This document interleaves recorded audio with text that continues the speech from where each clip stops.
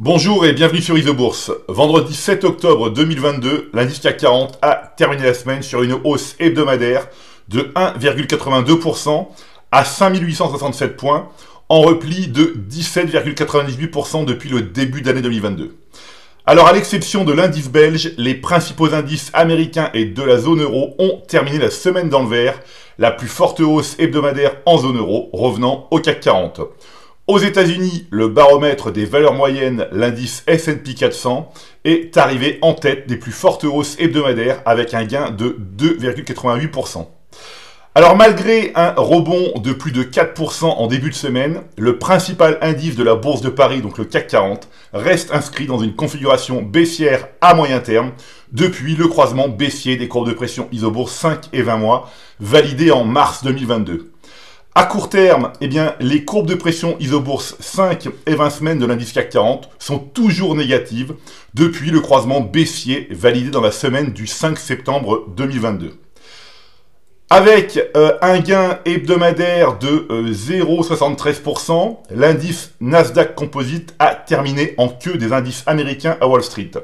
Le modèle ISOBourse est négatif à moyen terme sur l'indice phare des valeurs technologiques, depuis le croisement baissier des courbes de pression ISOBourse 5 et 20 mois, validé en février 2022.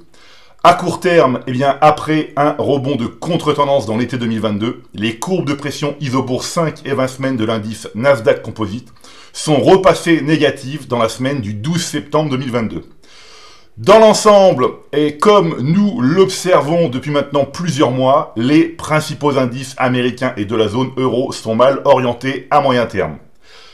À court terme, il n'y a pas de changement par rapport à la semaine dernière. C'est toujours la couleur rouge foncé qui domine aux États-Unis et en Europe. Enfin, à long terme, les principales bourses mondiales ne sont pas mieux loties car elles sont toutes en tendance négative, ce qui signifie que la courbe de pression ISOBourse 5 trimestres évolue au-dessous de la courbe 20 trimestres pour l'ensemble des indices. Par exemple, le croisement baissier des courbes de pression ISOBourse 5 et 20 trimestres a été validé à la fin du deuxième trimestre 2022 sur l'indice élargi de la bourse de New York, le S&P 500. À la bourse de Paris maintenant, l'analyse des valeurs du SBF 120 montre que le consensus moyen terme ISOBourse reste très ancré dans le rouge, avec 86% des valeurs en tendance baissière ou en retournement baissier. Cette semaine, le groupe énergétique Total Energy a terminé parmi les plus fortes hausses du SBF 120 avec un gain hebdomadaire de 9%. Le modèle ISOBourse est positif à moyen terme sur l'action Total Energy depuis le croisement haussier des courbes de pression ISOBourse 5 et 20 mois validé en mars 2021. Total Energy a gagné 36% depuis le signal ISOBourse.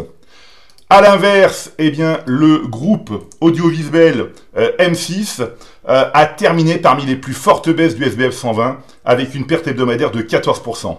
Sans surprise, le modèle ISOBourse est négatif à moyen terme sur l'action M6 depuis le croisement baissier des courbes de pression ISOBourse 5 et 20 mois validé en juin 2022. M6 a perdu 24% depuis le signal ISOBourse. Comme je le rappelle régulièrement, il faut être extrêmement sélectif en restant bien à l'écart des valeurs dont la tendance moyen terme est toujours baissière et conserver les autres en portefeuille. Voilà, c'est maintenant à vous de faire le point de vos valeurs en portefeuille avec ISOBourse. Je vous donne rendez-vous pour ma prochaine chronique et d'ici là, restez avec nous sur ISOBourse.